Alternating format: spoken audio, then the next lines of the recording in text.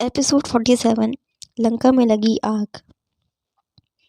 आयशा का मूड खराब करने के बाद अनिरुद्ध उससे बोला, वैसे मुझे काफ़ी ज़ोर की भूख लगी है। आप एक काम करो, मुझे 2 ग्रिल सैंडविच, चीज़ सैंडविच दे दो बना के विद कॉफ़ी। आज रात में इसी से काम चला लूँगा अपना। आयशा ने अनिरुद्ध की बात सुनी तो उसे हैरानी से घूरने लगी। मन तो उसका कर रहा था कि वो अनिरुद्ध को उसके ग्रिल चीज़ सैंडविच में थोड़ा नींबू मिलाकर दे दे और थोड़ा सा कॉफ़ी में भी, ताकि उसकी आग लगाने की इस आदत से वो उसे मुक्त कर दे और फिर वो अपने नए जन्म होने के बाद भी ऐसी हरकतें दोबारा ना करे। लेकिन फिर से उसने ये भी सोचा कि कहीं ना कहीं उसने उसे अभय की असलियत के बारे में बताया था, वरना ऐसे में तो कभी उसे इस बारे में पता चल ही नहीं पाता कि अभय एक बहुत बड़ा वुमेनाइज़र है। आयशा ने मुंह मटकाते हुए उससे कहा, तुम्हारे भाई को आज की तारीख में घर आना है या नहीं, ज़रा ये पता करके बताना मुझे। आयशा ने चिढ़ते हुए उससे कहा। अपनी भाभी का हुक्म मानते हुए अनिरुद्ध ने अभय को कॉल लगाया और स्पीकर में डाल दिया। अभय का कॉल रिसीव करते ही अनिरुद्ध ने उससे पूछा, भाई आप घर आएंगे आज या नहीं, भाभी मॉम बहुत ही ज़्यादा गुस्से में है, तो बस इतना ही बता दीजिए कि आप कब आएंगे घर, मैं रास्ते में हूँ। अभय ने जवाब दिया और कॉल एंड हो गई। मैं फ्रेश होने जा रहा हूँ भाभी। मॉम, आप प्लीज़ मेरे लिए डिनर प्रिपेयर कर दीजिए। इनफैक्ट अब तो भाई भी आ रहे हैं तो आप कुछ अच्छा सा बना दो। ये बोलने के बाद अनिरुद्ध मुड़ गया और डेविल मुस्कान के साथ सीढ़ियों की तरफ बढ़ा। हाँ, कारगिल वॉर जीत कर आ रहा है ना तेरा भाई, जो मैं उसके लिए 56 व्यंजन बनाकर रखूँगी। बीवी से बेवफाई करने की सज़ा मैं इसे आज दूंगी, ज़िंदगी भर याद रखेगा इस सज़ा को। अबे, आयशा अपने मन में बोली और किचन में चली गई। थोड़ी देर बाद राठौड़ मैंशन का डोर बेल बजी, लेकिन आयशा ने जानबूझकर दरवाज़ा नहीं खोला क्योंकि वो पहले से ही इस बात को जानती थी कि दरवाजे पर ज़रूर अभय होगा।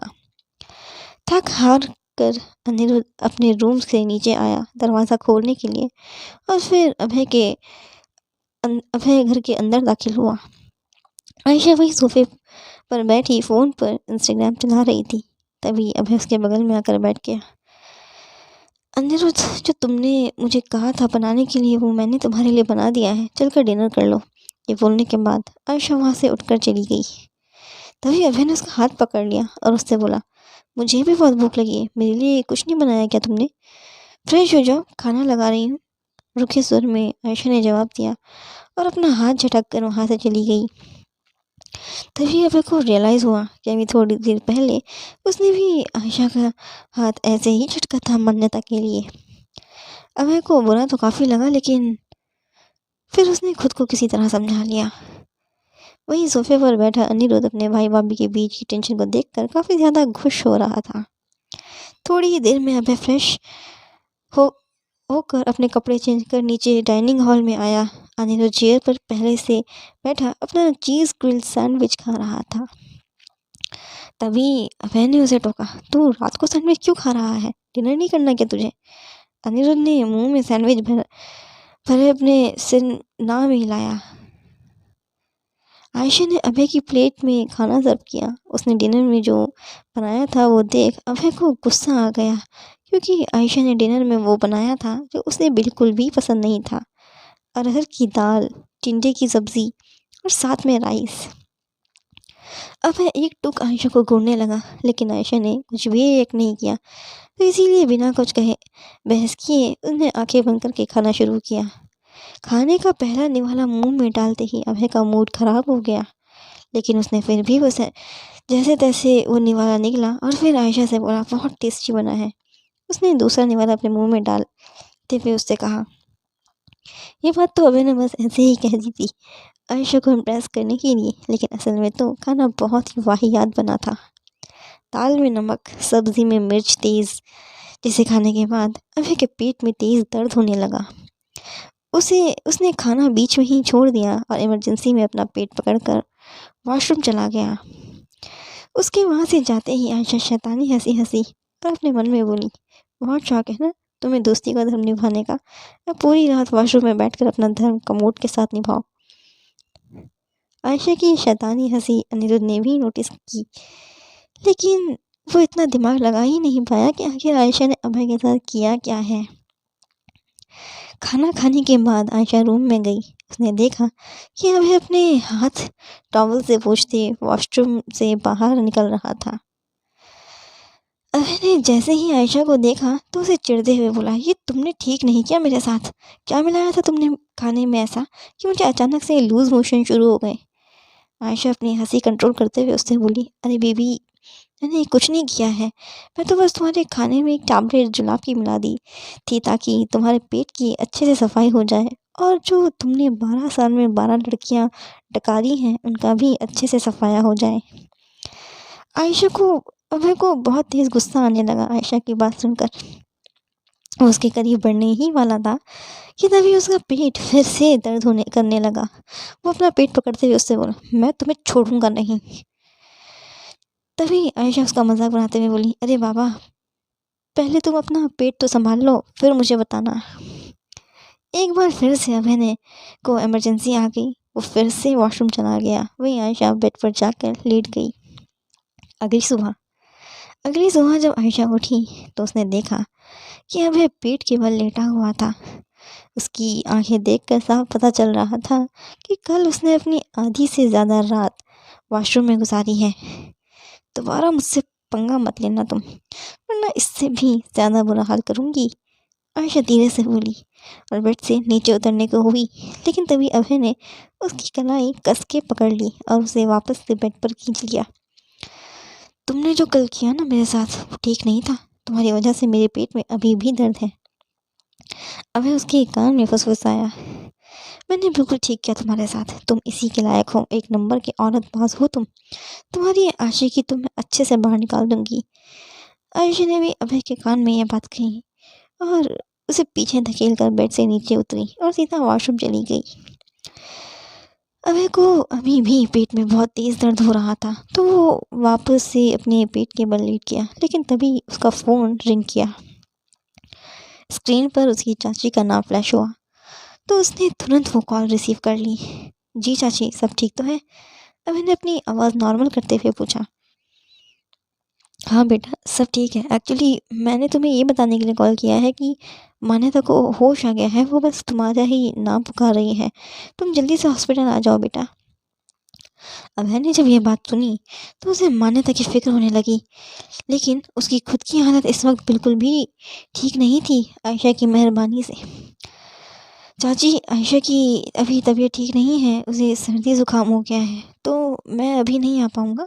अभय ने जब केतकी से ये बात कही तो उसने चिंता जताते हुए कहा, अच्छा ठीक है बेटा, तू बहू के ही पास रुक, उसे तेरी ज़्यादा ज़रूरत है। उसके बाद कॉल एंड हो गई। हाथ में प्लेट लिए आयशा खड़ी थी, इसलिए अभय को झूठ बोलना पड़ गया था, वरना आयशा ने उसे अपनी नस काटने की धमकी दे दी थी। अगर तुम उस ढोंगी मान्यता से मिलने के लिए गए तो मैं अपनी नस काट लूँगी, आयशा गुस्से भरी आवाज़ में बोली। बच्चा, मैं तुम्हें छोड़कर कहीं नहीं जा रहा हूँ, तुम प्लीज़ ये प्लेट छोड़ दो प्लीज़। अभय आयशा को प्यार से समझाते हुए उससे बोला। आयशा ने प्लेट वापस से अपनी पॉकेट में रख दी और अभय को वार्निंग देते हुए बोली, अगर तुम मान्यता के पास गए तो तुम्हें मेरा मरा हुआ चेहरा देखने को मिलेगा। आयशा के मुंह से ऐसा शब्द सुनकर अभय का दिल एक पल के लिए रुक सा गया। वो आयशा को डांटते हुए बोला, अरे बाबा ठीक है, तुम्हें छोड़कर कहीं नहीं जाऊंगा, बस तुम ये धमकी मत देना दोबारा से। तुम मुझे हर्ट मत करो, मैं भी शांत हो जाऊंगी और तुम्हें धमकी भी नहीं दूंगी, आयशा अभय के पास बैठते हुए उससे बोली। अभय ने उसका हाथ अपने हाथ में लिया और उससे बोला, दोबारा कभी अपनी जान लेने की बात मत करना। तुम मेरे लिए सबसे बढ़कर हो। अभय की बात पर आयशा उसे ताना मारते हुए बोली, सबसे बढ़कर हूँ तभी तो तुम कल मेरा हाथ छोड़कर मान्यता के पास चले गए थे। वो इंसानियत थी और कुछ नहीं, और कल जो मैंने तुम्हारे साथ किया उसके लिए आई एम सॉरी। अभय ने अपने दोनों कान पकड़ लिए। तुम्हें माफ़ी मांगने की कोई ज़रूरत नहीं है, बस आगे से मेरी फीलिंग्स और इमोशंस को लात मत मारना, आयशा अभय की आंखों में देखते हुए बोली। कभी नहीं, ऐसा दोबारा कभी नहीं होगा। अभय भी आयशा की आंखों में की गहराई में डूब चुका था। अच्छा चलो, अब तुम फ्रेश हो जाओ, मैं तुम्हारे लिए चाय बना कर लाती हूँ। अब तुम्हारा पेट बिल्कुल ठीक हो जाएगा। वैसे भी मैंने तुम्हें हैवी डोज नहीं दी थी। आयशा बेड से उठते हुए बोली तो अभय ने अपना सिर ना में हिला दिया। कुछ ही देर में दोनों नाश्ता करने के लिए नीचे हॉल में पहुंचे। सीमा नाश्ता लगा रही थी टेबल पर। वहीं अनिरुद्ध जस्ट घर के अंदर दाखिल हुआ जिम करके। गुड मॉर्निंग भाई। अनिरुद्ध बड़ी ही कूल वॉइस में बोला तो अभय ने अपना सिर हिलाया। गुड मॉर्निंग भाभी मॉम। आश्चर्यचकित कि आज अनिरुद्ध ने खुद से आयशा को ग्रीट किया था। आयशा ने भी उसे ज़बरदस्ती की स्माइल दी और फिर अभय और वो नाश्ता करने के लिए चेयर पर बैठ गए। चालाकी करके तुम मानस से मिलने हॉस्पिटल मत पहुंच जाना, वरना तुम्हें अगला फ़ोन मेरी मौत से रिलेटेड मिलेगा। आयशा जूस पीते हुए अभय से बोली, जिसने अभी अभी अपने मुंह में ब्रेड की स्लाइस डाली थी। यार तुम्हें मुझ पर अब ज़रा सा भी भरोसा नहीं रहा क्या? अभय ब्रेड चबाते हुए उससे बोला तो आयशा ने साफ तौर पर अपना सिर ना में हिला दिया। तुम भरोसे के लायक नहीं हो। असल में तो तुम एक नंबर की औरतबाज हो जो हर वक्त मुंह मारता फिरता है। आयशा ने ये लाइन बड़ी ही नफरत के साथ अभय से कही। वहीं अभय खाते खाते रुक गया। आयशा की बात सुनकर, क्या लगा रखा है ये तुमने बार बार कि मैं औरतबाज हूँ, मुंह मारता फिरता हूँ? ये इमेज है क्या मेरी अब तुम्हारी नज़रों में? अभय चिढ़ते हुए उससे बोला। वहीं अनिरुद्ध फिर से अभय और आयशा के बीच की लड़ाई देखने में बिजी हो गया।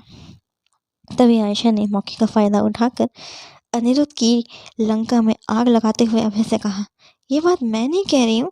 अनिरुद्ध ने मुझे कहा तुम्हारे बारे में कि तुम औरतबाज हो, इतने हैंडसम और स्मार्ट हो कि हर लड़की तुम्हारे साथ ज़िंदगी बिताने के सपने देखती है। इस बार आयशा थी जो अनिरुद्ध के चेहरे का उड़ा हुआ रंग देखकर खुश हो रही थी। वहीं अभय अनिरुद्ध को कहा जाने वाली नज़रों से घूर रहा था। आज के लिए बस इतना ही। अगर आपको आज का एपिसोड अच्छा लगा तो कमेंट में बताएं और चैनल को सब्सक्राइब करना ना भूलें। Thank you.